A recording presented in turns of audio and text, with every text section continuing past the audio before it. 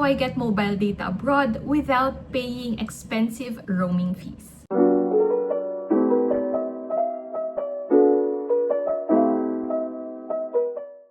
Hey guys, in this video, I'll show you a step-by-step process on how to purchase and activate your Klook eSim. So stay tuned.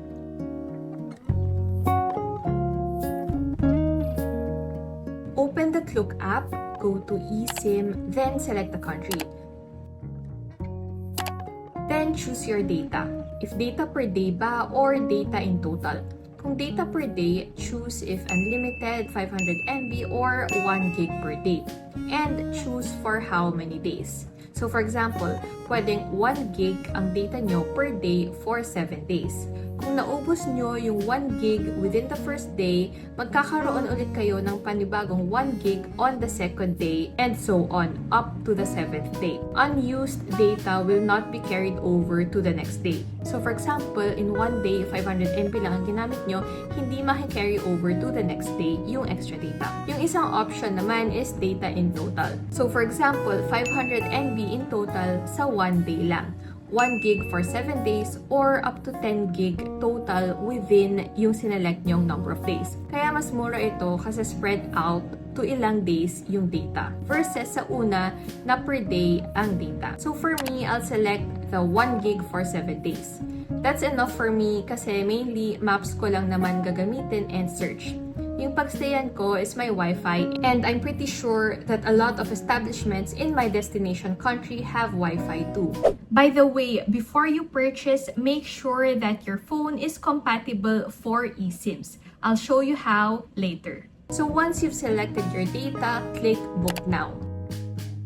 Apply your discounts and promo codes. You can use my promo code RAEJULIANKLOOK to avail discounts. Then, click Go to Payment, select your payment method, and Pay Now, and wait for the confirmation of your booking. Makaka-receive din kayo ng email once confirmed. Now, meron din kayo ma-receive na QR code which you can save for later, or if another device will use your eSIM. Klook allows you to purchase an eSIM but not necessary na kung anong device ang ginamit nyo to purchase, yun din ang device na gagamit.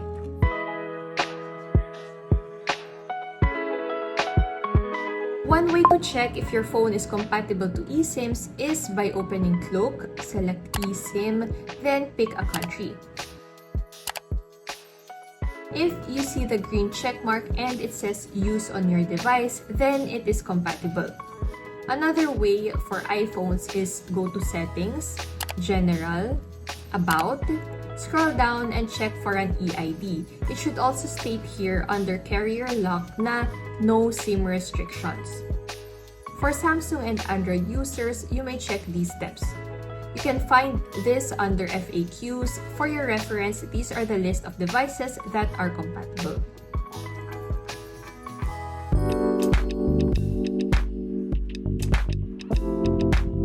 Before departure, open the Klook app. Go to Accounts, Bookings, look for eSIM, and click Activate. You can view the QR code here or click Activate. So, recommended na you activate it a day in advance or before your flight. A couple of reminders, validity period of your SIM card starts when you use your data in your destination. On this case, when I use the data pag nasa Korea na ako. Each SIM can be used on only one device.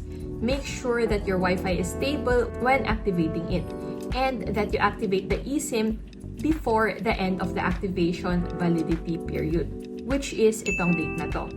Click Confirm, click Allow, then just wait for it to be activated.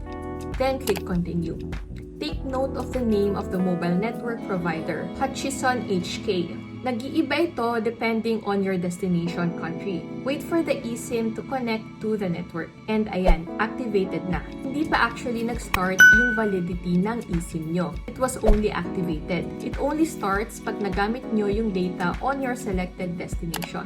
So you'll see here on the booking confirmation the usage of your data. As you can see, full pa. So I still have 1 gig of data valid for 7 days. So if you go to settings, you'll see I'm still connected to Wi-Fi here in the Philippines and that my cellular data is off. Under SIMs, you'll see your newly added eSIM. This one up here is my primary SIM. Yung newly added eSIM will be this one. It may be labeled as something else, like on this case, business, yung label. But if you open it, you'll see that it's the Hutchison HK eSIM. So, eto nga yun. Currently, the line is turned on. Since we won't use it yet, turn it off first. To avoid confusion, you can change the label here. I'll rename it to Korea eSIM. Okay, so we're all good. Now, once you arrive in your destination country, go to Settings, Cellular. Note that currently my personal SIM is still on. Select your new eSIM, then turn on the line. Then turn off your personal line. Go back to your eSIM and turn on data roaming. Now, go back and select cellular data. Then, select your eSIM. Let's test it out. Turn off Wi-Fi, and there you go. As you can see, we can already access our data. So, anytime, you can open the Klook app, go to bookings, and check your data usage here. You can also see here that your eSIM now has an expiration date, which on my case, since 1 gig for 7 days ang kinuha ko, expiration is on the 7th day.